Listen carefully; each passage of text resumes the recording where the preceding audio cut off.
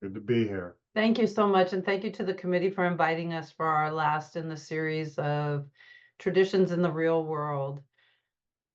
My name is Lisa. I am a recovering codependent alcoholic, compulsive debtor spender, compulsive eater, and co-sex addict. I can use anything to take the place of God in my life. And I am Chris J. I am a recovering codependent, and I still struggle with CDO, which, for those of you who may not be familiar, that's OCD, but the letters are in the right order. Alrighty then. Well done. And we are going to be talking today about the traditions and finances, particularly finances in relationships such as intimate partners, and also finances in CoDA. Because we talked about this and we thought, maybe some people aren't in a relationship, or maybe the nature of their relationship is that they don't have those types of conversations yet. And so we wanted to make sure that it would be inclusive to all to talk about finances. Would you like to start? Well, I'm going to start. Do you want to take care of the housekeeping? Housekeeping. I don't think we have too many housekeeping items, but I do like to let people know that, taking care of yourself is number one. And if you need to get up and leave, we get it. And if something gets said and you get triggered, take a break, whatever you need to do. I'm hoping our topic won't be that tough today, but sometimes it can be. And so I am a firm believer that, we take care of self. We will have a time for question and answer at the end, and some breakout groups and times for sharing. So if we could hold questions when at all possible, that would be really great. And that's all I have for housekeeping. Okay. Shifting over to you. All righty. So I do want to say thank you. I mean, it's been a journey over this last year talking about traditions and it's like, how do they factor into the real world? When I started in recovery, I had zero safe space. And then when I was attending 3 meetings a week, I would have 3 hours a week that I had safety, but not really the rest of my life. So that's part of my recovery journey is taking these principles that are discussed in our meetings, and then how do we apply it in our real life? Um, Finances. Oh my God. I mean, I I can't tell you how many relationships I've been in where some things work and money just rips it apart. Um, I mean, I I don't know that money was ever my higher power, but it definitely there I had so many fears and resentments about money that there were a lot of decisions that I made over the years that were influenced by those fears, by those resentments. And, maybe I didn't get all the way into that workaholism thing, but definitely some of my self-esteem came around work and what my earning potential was. Um, so when we started working on the layout of the workshop, one of the things that wanted to talk about is why does finances and traditions speak to me in the real world? Um, when I got into recovery because of a relationship, um, which is part of why I felt at home here in CoDA. Um, as I got into my fourth step inventory, I recognized where some of the amends that I owed my wife for the marriage that I was hoping to hold on to that didn't happen, but some of the amends that I owed her, even though the marriage failed, had to do with finances, with money. I mean, there were times that I used my my income as a means to influence her, which of course she took resentment at. Imagine that. And then there were other times that I avoided it. I had a sense that we were at financial risk, and I did things to avoid bringing up a difficult subject to discuss because it was so volatile. Just talking about setting up a budget, um, it was scary for me to even ask for it. And part of why it was scary was because there were a number of times that in my history with her and with others, that when I asked for something like that, I got some real hard feedback. No. Um, that money was a means of control. And, it just, it was such a subject fraught with risk and accusation and judgment that, I came in when I was doing my recovery, I realized that my relationship with money as a tool was unhealthy. I had codependency just around the subject, the fears and resentments, and sometimes there was shame involved because I recognized in hindsight that I did use money as a weapon. Um, and moving forward, this is an area of recovery that I needed to do to repair, to get to a healthy relationship with money in and of myself, um, so that money was not so scary, so that money, I mean, money is definitely, it influences, um, what my lifestyle is.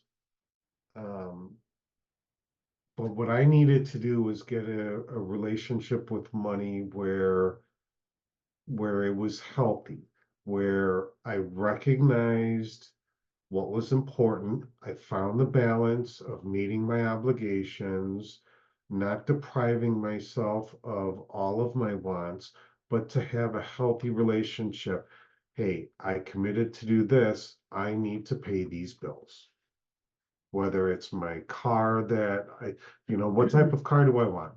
Well, a reasonable question is, what is a reasonable, balanced expenditure? I can tell you that I waited for years and years and years to get a new car. And it was only because I was in recovery that I was like, the minute the divorce papers were settled, I could have gotten a car. Sure, I could have. But for me, it was important to clear some of my obligations, to wait for something that I wanted until the timing was right. So it was critical for me as an individual in recovery to examine where were my fears and insecurities and my resentments, my jealousies of others, because I would judge myself less than if other people showed greater financial independence. My younger brother is a professional, and he's got a very he he has a nice salary, and there were times that I was jealous of my brother because he was successful. Um, and I don't want to have jealousy of someone I love. I needed to figure out what was my side, what was my problem with money, and I had to work to build an individual relationship with money that it wasn't influencing my other choices in life. That I will turn it over to Lisa. Thank you, honey. Appreciate your share. I might take a little more than 5 minutes. Are you okay with that? Of course, yes. Okay. So I just want to say welcome to everybody. We chose this topic for a couple of different reasons. And yesterday I just kind of wanted to get a sense of what are the tough topics that come up in relationship. And so I consulted the wisdom of the ages and went on the internet. And in the top 5 every time, and it was usually the top 1 or 2, was talking about money, talking about finances. And we also wanted to have a sense of looking at finances in CoDA as well, because one of the things that we do as recovering codependents, as members of groups, as members of committees at an intergroup or a regional area, or even at the World Service area, is that we talk about money. And it can bring up a lot of feelings, a lot of uncomfortable thoughts and memories. It can bring up shame. And so I wanted to have an opportunity to share with all of you my history with money. Um, and which is why I introduced myself the way that I did, because I truly can use anything to take the place of God in my life. And money was one of those things. And so my history with money, I came from a family where there was an understanding that you would just know how to handle money. And I feel like my mom had it, my dad had it, my sister got in that line and somehow got it, but somehow Lisa didn't get that memo. Lisa didn't get that training. And I got called a lot of different things around money, and I called myself bad with money. I used to tell people all the time, I'm just bad with money. It's not an area of strength for me. And I would say that over and over and over again. And at one point in my life, I got into some financial unmanageability before recovery. I got into financial unmanageability after I got into recovery. And I had an opportunity to get some help with that. And so I joined the finance division of 12-step recovery to learn about my relationship with money, because I didn't understand why I was doing what I was doing. Because, don't you know, I've been around for a little while. Didn't I get this figured out? Well, clearly I didn't. And what it brought me back to was my family of origin again. And um, my father was a workaholic. And my mother stayed home because that was their agreement. She would stay home and take care of the kids. She was not going out to get a job. And so my dad did all the money stuff. And I remember one of my chores was to iron my father's shirts because he had a professional job and he needed to, look professional. And while I was ironing the shirts one day, he told me, he said, it's your job to iron the shirts because you owe me for bringing you into this world and clothing you and feeding you. I have never forgotten that. And that was over 50 years ago. Never forgot it. And I carried that with me my whole life. And it was an interesting dichotomy because I hated owing people, but yet I kept finding myself in these situations where I kept owing people, whether it was money or time or whatever I thought I owed them. There was always this sense of owing and obligation. And I found myself attracted to and kept putting myself in those situations. I also know how to use money to not feel. Some people jokingly call it retail therapy. I'd be upset, I'd go shopping. I'm not proud of that. I don't think that that's a healthy way to handle thoughts and feelings. And CoDA, of course, has taught me a lot about that. But it gave me an opportunity to learn about myself and to learn how I participated in relationships. And so in my previous marriage, this was an area that I didn't do so well in. I did get us into debt. And as part of being responsible around money, he wanted to go and take out a loan to fix the problem. And I said, no, please don't do that. Please let me be the one that takes responsibility for what's happened. And he did. He allowed me to. And I took care of it. I did what I needed to do, got us out of debt. The problem is that after I made amends to him for my behavior, we couldn't come together as a couple and work together on money. He wouldn't budget. He wouldn't allow me to do anything. And I use that word allow. I asked him over and over again, can we work on this together? Can we do this together? And he wouldn't do it. And I understand the why of it because I did hurt him. And it also made it really difficult and challenging to move forward as a couple. The other thing that happened during that marriage was I became very, very ill and I had to go out on disability. I couldn't work anymore. And what happened for me was my self-esteem took a hit. I had been working since I was about 16 years old, and probably even younger if you count the babysitting in the neighborhood. And I had never really not worked before. And my self-esteem took a hit, and the messages that I got from my ex-husband were that I had no value or worth unless I was bringing home a paycheck, and that we were going to lose our home. I heard all the negatives, all the crap that goes with that. And so I spent the next 6 months doing the work that I needed to do to get to a place and a sense of value and worth, even if I wasn't bringing home a paycheck. And were my contributions to the family enough? You know, I was the one who managed the home. I was the one who managed our kids' schedules. I managed everybody's schedules. I did all those things. And was that a valuable contribution? And I was the one who had to teach people how to treat me and my family and say, you know what, it was valuable and it did matter. And guess what? We didn't lose the house. That was the really beautiful thing. We did not lose the house, but it taught me something. It taught me something about myself. It taught me something about a dynamic that was taking place in the marriage. And then at one point in the marriage, and again, this will tap into and make more sense when Chris and I talk about our relationship as a couple with money. But it came to a point where I needed some medical work. I had some things that I needed to get done, and he refused to pay for them. In fact, my ex-husband told me that, well, I eventually went back to work, and he says, well, you can earn the money and then go do it. And I remember going, oh, okay, so it's going to be like that. And then when I started making better money than I'd ever made, then, you know, I had value and worth, and it was like, oh, this is so great. You're making all this money. We can pay off these bills. We can do this. We can do that. But the truth of it was, it wasn't we, it was him. And it left me with a lot of wounds again around money and with some work to do around that. And ultimately, from a 12-step perspective, I had never invited God into my finances. I had never invited God in and said, okay, God, guide me, show me. There have been different points where I could say, yeah, you know, God provided and God did this and God did that, but I didn't have the slot machine God. I didn't have the, you know, I do something good, pull the handle and something good comes back. It wasn't like that. And so this was again an opportunity for me to look to my higher power as a provider, to look to my higher power for the guidance and wisdom and strength to face these things in my life. And so coming into a relationship with Chris, I had worked really hard to get out of debt, stay out of debt. I had learned how to become financially responsible.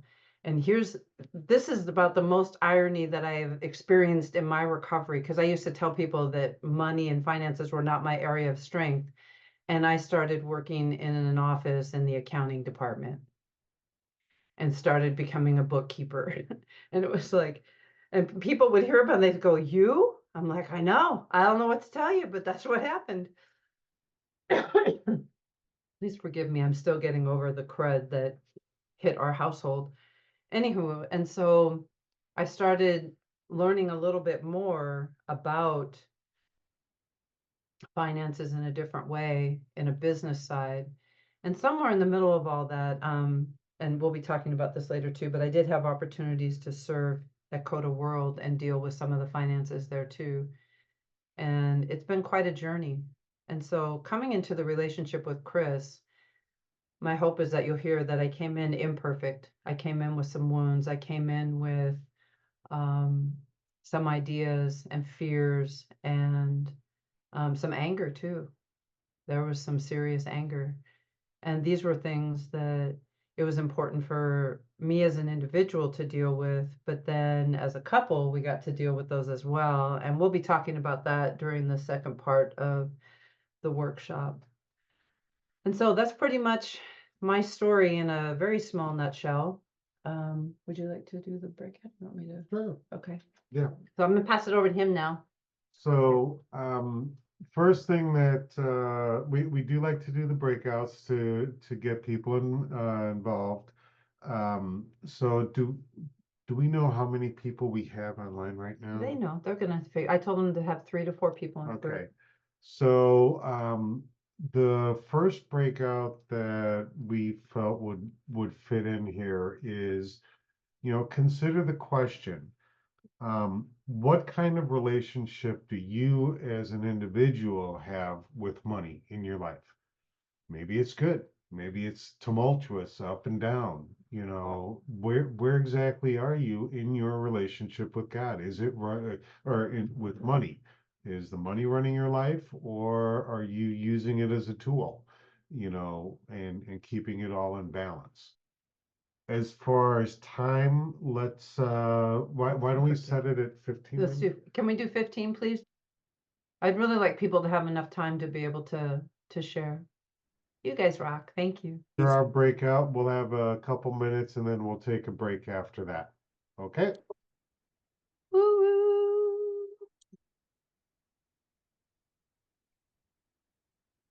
And it's lovely to see familiar faces. Yep. Welcome to all of you.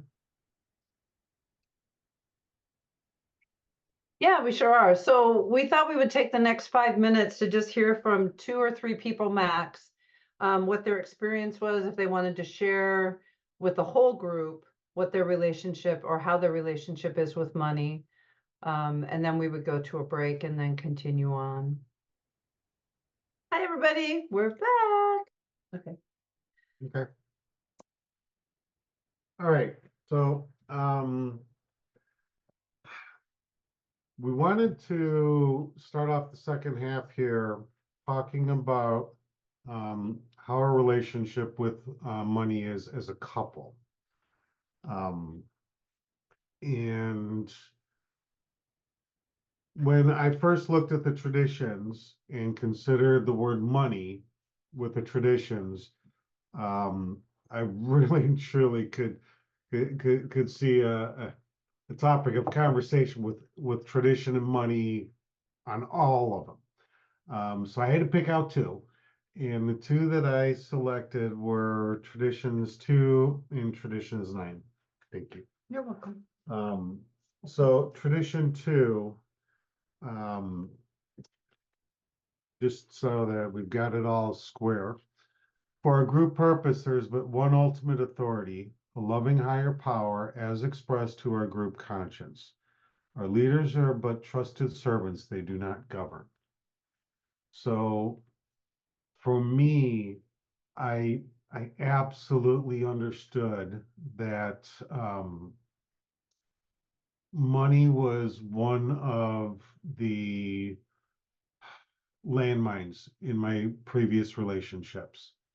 So coming into a new relationship with Lisa, um, I really needed to be forthright with her that, okay, I have a history of making money and doing okay making money. I'm actually coming up on 28 years with the same company that I have received some promotions during my career. Um, so on one side, I make decent money, and on the other side, I haven't done well with the money that I've made. And one of the accusations in my previous relationship was that I used money as a weapon. And I'm honest enough today to admit that that's true. So when Lisa and I started working our relationship, and one of the first things we did was relationship toolkit, it was very important for me to be very clear around tradition 2 that when it comes to money, I didn't have a good history of reaching consensus, but that was my goal in our relationship, was to reach consensus about money. And we'll talk a little bit more on how that kind of played itself out. But tradition 2 and consensus and money, it was a real big highlight for me. The other tradition that I selected was tradition 9. CoDA as such ought never be organized, but we may create service boards or committees directly responsible to those they serve. And this is important for me too, because we're in a 2-person relationship, except we're not. We were very clear that God is part of our relationship. There's three of us, and in this relationship. So when it comes to money, it's like there's a conversation from Lisa, and there's a conversation from Chris, and we have our perspectives. And if we don't get to a consensus, I'm not the boss of her, she's not the boss of me. We're both servants of the relationship, and money is a tool of the relationship. And it was very important for me that A, I participate, and B, Lisa participates, and we work together. Um, and if we're not on the same page, then we need to wait until we get on the same page. Or maybe we have to look and find a new page that we can both get on. So for me, this tradition is A, accountability, and it's responsibility, and being participating in these conversations. Um, that was one of the things that I got in my previous relationship. I got scared of the conversation. So basically, I threw up and said, okay, here's the bank account, and you make the decision. And I didn't participate. Well, that led to problems. And then I couldn't point my finger and say, see, this is all your fault. Part of the fault was I pulled back and I let her make choices that hurt us. I was part of the responsibility for the failure of our finances, in spite of the fact that I made decent money. That I'm going to turn over to Lisa. Thank you, Chris. I actually relate to both of those as well. It was a little tough to only pick two. But for me, what I want to mention first before I dive into the tradition side is that when Chris and I would sit down for our first meetings to start talking about money, and there were two phases to this. The first phase is where we were living together and we hadn't combined our finances.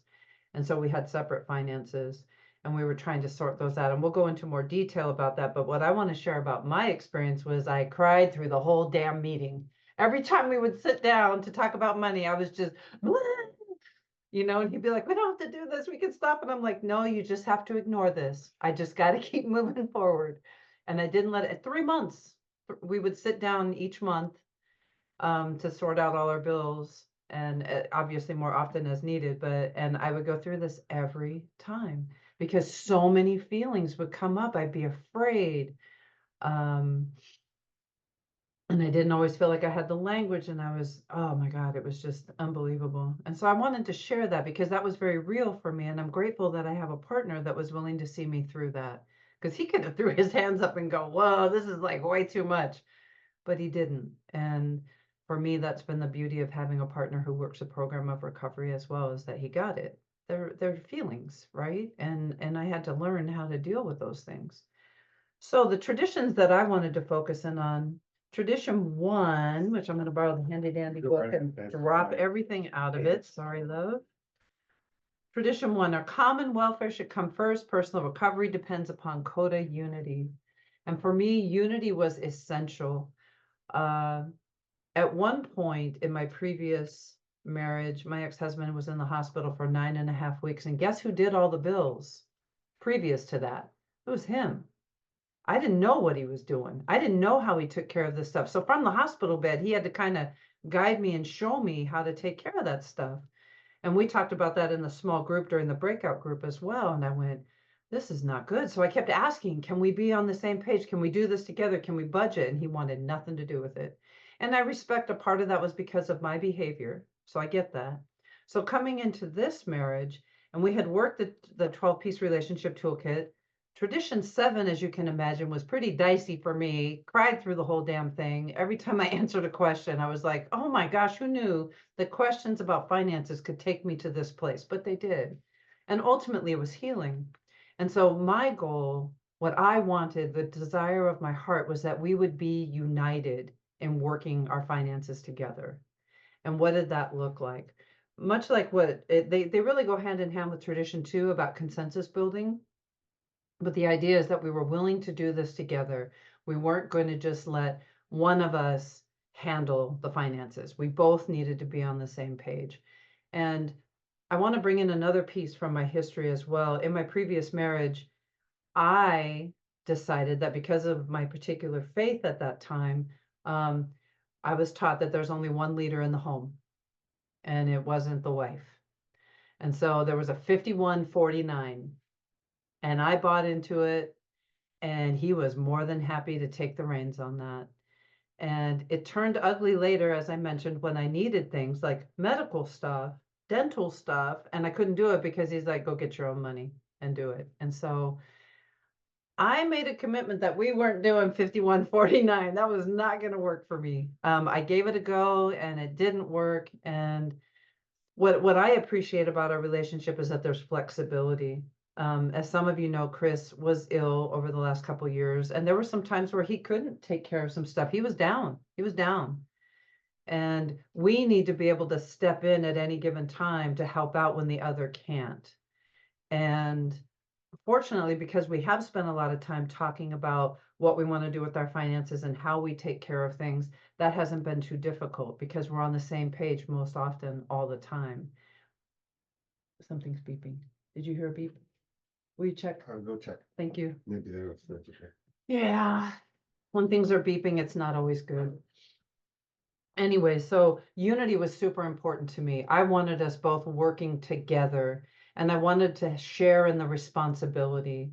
And I wanted that personal accountability and responsibility that Tradition 7 talks about being, financially self-supporting. In addition to that, I looked at Tradition 10, which I will pull up and read to y'all. CoDA has no opinion on outside issues, hence the CoDA name it never be drawn into public controversy. It might seem kind of odd to bring outside issue into the whole money thing, but for me, what that spoke to was borrowing money from people, particularly family members. And as a recovering codependent and having sponsored a variety of people over the years, I sponsored a couple different women whose parents were contributing to their family's financial pot, if you will. These were women who were married, had children, husbands working, and they were contributing. And what I saw in that was an outside issue, because now there was an indebtedness. There was a power differential. Somebody's having a lot of say into someone's life about how they're spending their money and what they're doing with their money. I saw it with two different women, and well, their families as well, and what it did to the marriage, let alone to the individual, and the self-esteem that took a hit. And I didn't want that. I didn't want that for us. And so we made a commitment to the best of our ability not to do that sort of thing, to be financially self-supporting whenever possible, and to avoid that indebtedness of that type. In the finance division of 12-step recovery, they might call that an unsecured debt, where you're just borrowing money and then there's this kind of open-ended, you got to pay it back, and it's not secure. There's no collateral there.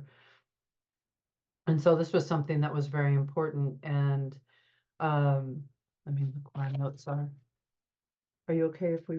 Yeah, go right ahead. So we're gonna kind of transition to where we're with some of the things that we're dealing with right now. So recently, one of our fur babies got very, very sick on New Year's Day, and because of some financial hits that we took near the end of the year, including property taxes, we didn't have, several $1,000s to put him in the hospital and take care of him. And so we had to come up with another plan.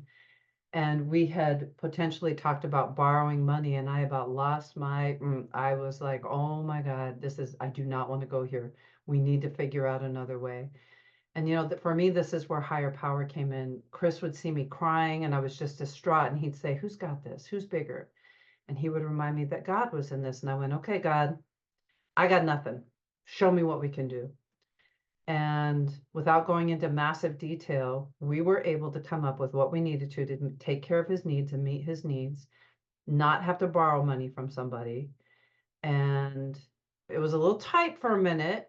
Okay. We had to make some decisions, maybe not go out and get that Starbucks or go out to Chipotle or something, but at the same time, we were able to take care of things. We agreed, we came to a consensus, and we didn't have to bring in another person in that way. Now, if that's all we had left, I don't know what I would have done. I'm just grateful that we didn't. I'm grateful that we stuck to what we wanted to do and believed in, and we didn't have to go down that path. And for me, for us as a couple, I felt like that preserved us, and it kept our esteem in a good place, and it allowed us to be responsible. So you want to talk about the agree to disagree thing? Oh, yeah, Do you want to start that one and I'll chime in? Yeah, If not, sure. No, I'll get started on it. okay.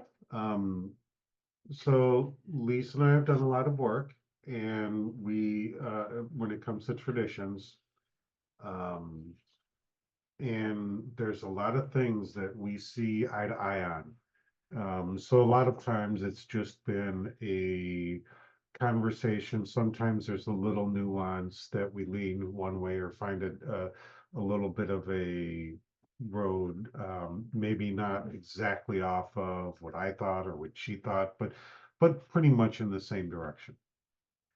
Um, that hasn't always been the case.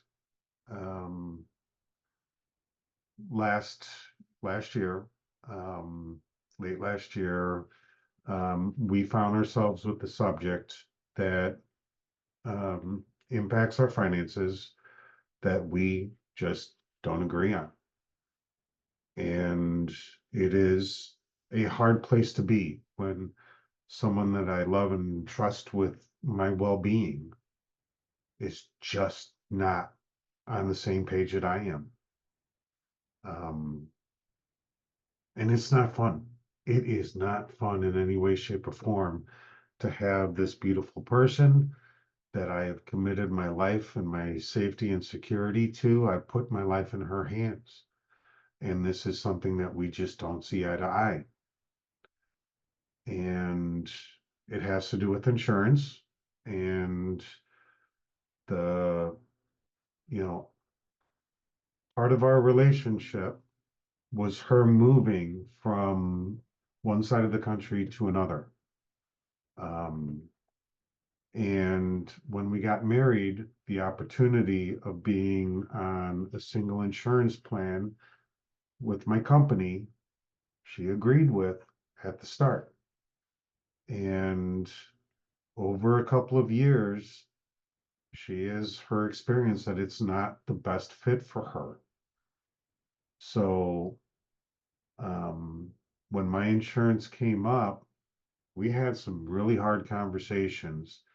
Um, you want to go through some of the evolution of that conversation? Sure. Well, the previous year we had talked about it again, and I agreed to give it one more year. I said, okay, let's give it one more year, see how it goes, etc. And by November of last year, 2023, it was time. It was time to have a hard conversation to say, this isn't working for me. This isn't meeting my needs.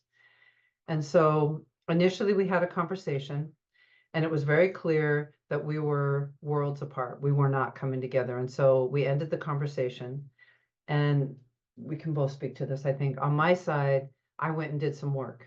And what that means for me is I took pen to paper and I started writing about how I felt, and I started writing about what I needed, and I was praying, and I do something called God writing, where I write to God and I listen for answers, and going back and forth. Um, and really what my goal was not to persuade or manipulate or get somebody over to my side, but was to have clarity about what I was feeling, what was driving how I felt, and to be able to come back to a conversation with Chris to continue the conversation. Because what I've learned in my recovery, if a conversation with me and my partner gets to, if you look at a scale 1 to 10 and I'm at a 3 or higher, I need to get out, because I'm in danger of acting out codependently, saying stuff I'm going to regret. And I obviously am triggered and I need to do some work. And so that was my goal at that moment. See, at my goal, I knew that I was locked in. And what I realized when we cut that conversation off on the first night was that I wasn't listening. I was not willing to hear her side. I was not willing to ask the questions, what is in our best interest? I had to go and do my work on my recovery because I was looking in the mirror. I was acting codependently. My rigidity, my prejudgment was running full tilt. And I had to talk to some people. Um, and I spoke with a couple of people and I did some meditation. I asked some hard questions of God. It was like, what am I doing here? I sh this isn't personal. She's not, she's got a perspective that's different from me, not to hurt me, but why am I so resistant? Because I I have absolute trust that Lisa is not out to get me, but we're not on the same page. So from that Tuesday to a Wednesday, Lisa went to do her work and I had to go and do my work. And then we came back on Wednesday and I said, okay, I am going to listen. Let's take a look at these three plans and we do a comparison. What are the things that are important for you? What are the things that are important for me? What actually do a comparison between plans A, B, and C. So we did. And, and in all honesty, I thought we did a really good job of going through, comparing, listening to each other, looking at the numbers, because the numbers don't lie, right? And something I learned in the finance division of 12-step recovery is that God is in the numbers. God is revealed there. And so we could afford the plans. That wasn't necessarily the issue. It was about what it would offer and how it would meet needs. And we came to a point where it was going to cost a little bit more money to stay on his plan, but it was not going to meet my needs at all. And we came to the realization that he wanted to stay on that plan, and that plan was not going to work for me. And so, as part of my recovery process, there's this little formula that we well, that I have learned about, this is what I hear, this is what I see, this is how I feel, this is what I want or need. If you can't do that, that's okay.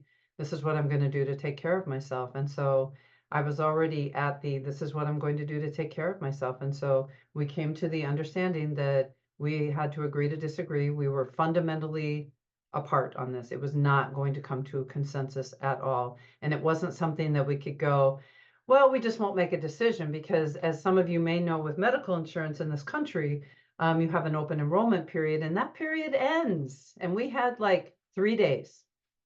We had 3 days to make this decision. And I couldn't be a jerk and say, well, I'm just not going to renew, because then I'd be without insurance for 6 months, right? So I said, okay, we're going to go ahead and renew. My open enrollment at my work comes up in May, and I told them I'm going to remove myself from your insurance and I'm going to go on the other insurance because it will meet the needs that I have, my medical needs. And I think I'll turn it over to you because I think you had some feelings. Well, and I did.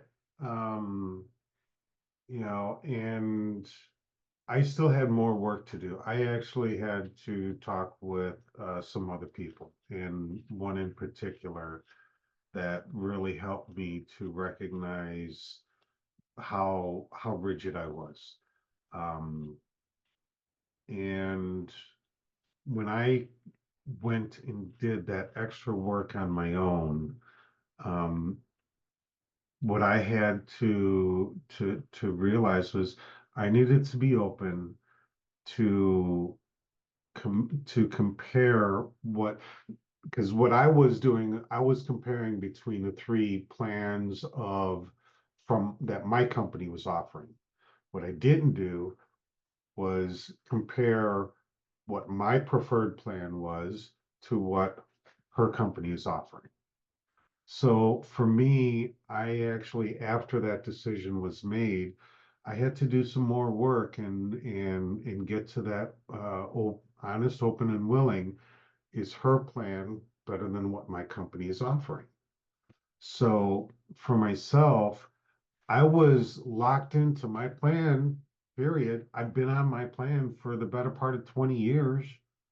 And I think there are some benefits, but are they comparable benefits to Lisa's insurance plan? You know, am I going to let my ego dictate what is the best plan for us? Maybe it will be individual insurance plans, but at this point, I am open to considering that her insurance may be better than mine.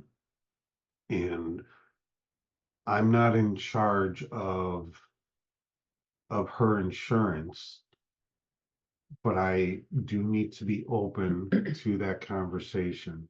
I do need to be open to hearing what Lisa's needs and wants are when it comes to insurance.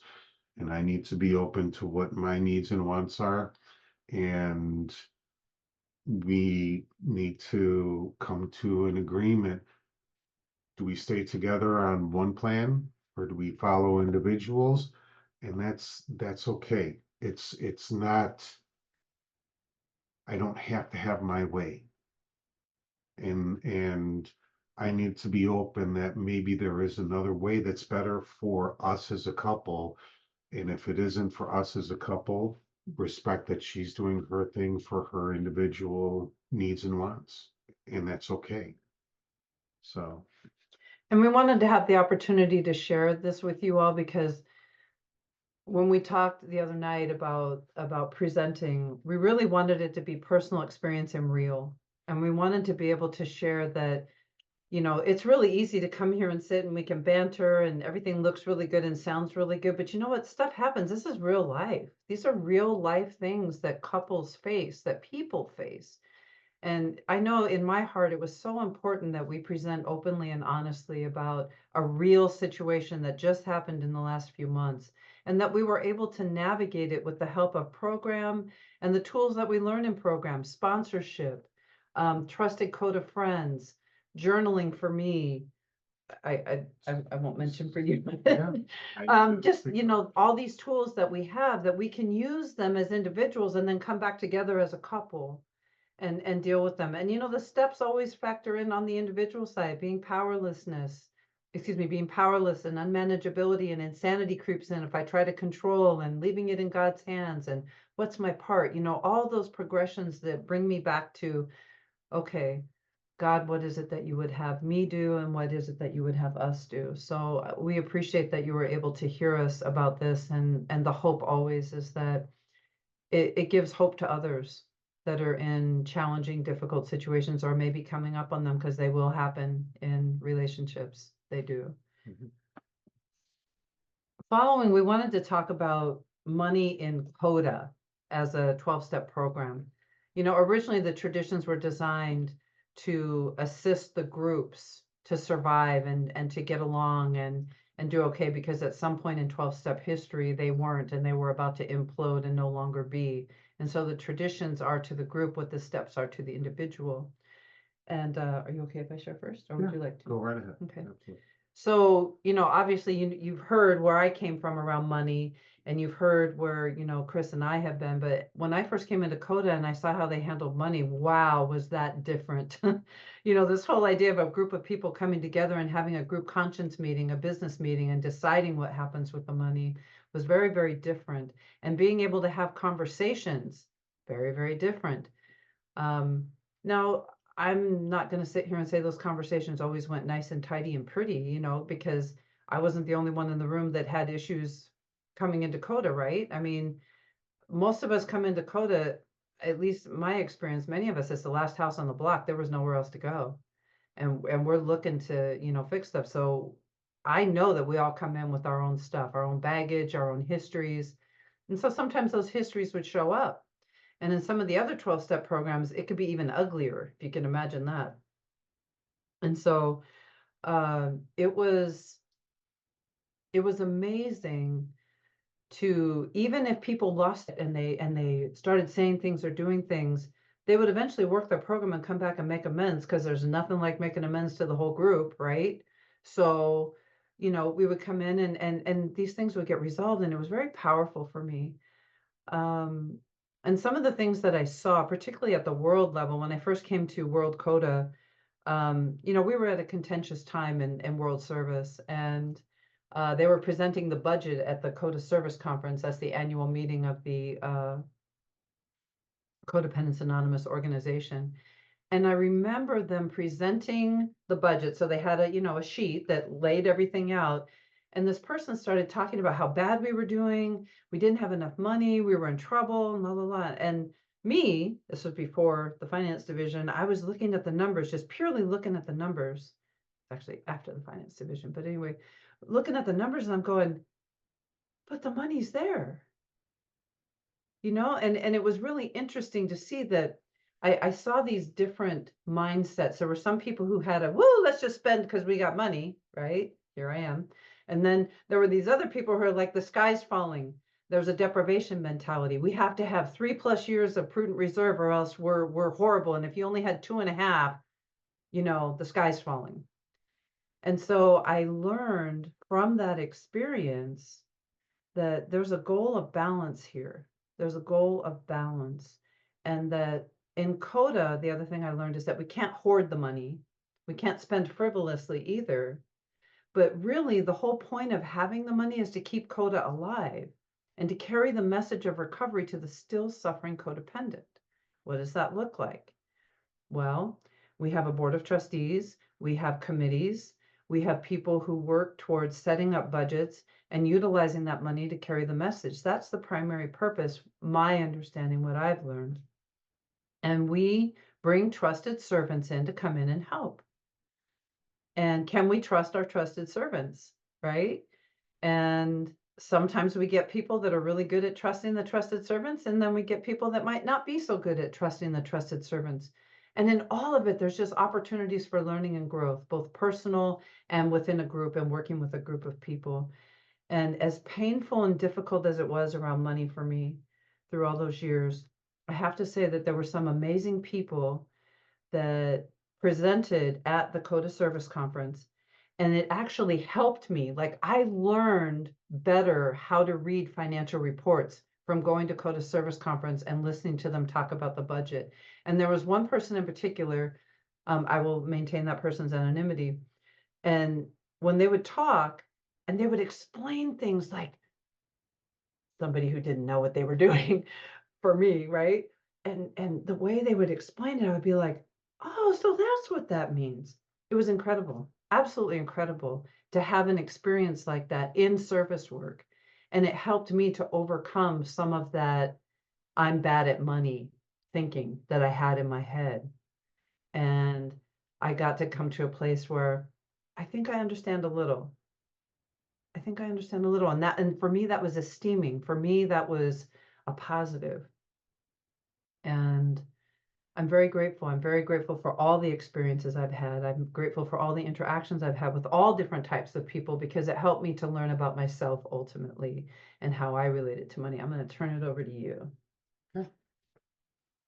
So one of the one of the things that I did early in my recovery was participate in a workshop, a weekend workshop for my voting entity.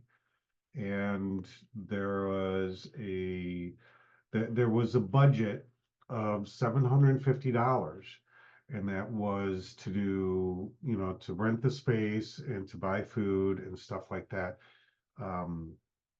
And that was one of my first experiences of discussing money in CoDA.